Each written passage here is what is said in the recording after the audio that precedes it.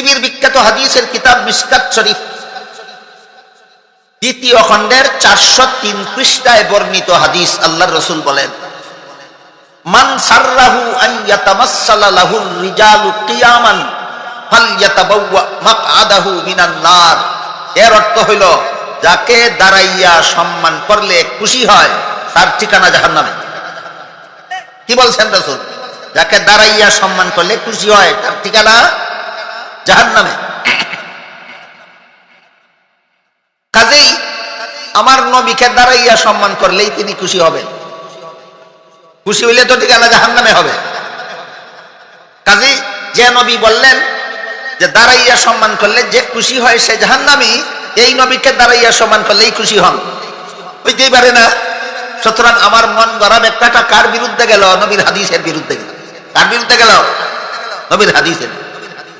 এছাড়া কেউ যদি কারো বাবার সম্মানের জন্য দাঁড়ায়, কেউ যদি কারো শ্বশুরের সম্মানের জন্য দাঁড়ায়, কেউ যদি কারো পীর উস্তাদের সম্মানের জন্য দাঁড়ায়, আপনারা বলুন, যার সম্মানের, তাকে সম্মান করার জন্য দাঁড়াইলো, তিনি আসলে দাঁড়ায় না না আসলে দাঁড়ায়?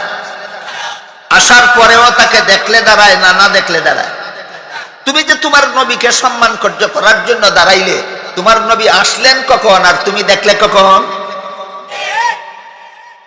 কাজেই মন গড়া ব্যাখ্যাটা কত বড় জঘন্যতম ভ্রান্ত, সেটা কি আপনাদের বুঝে আসলো?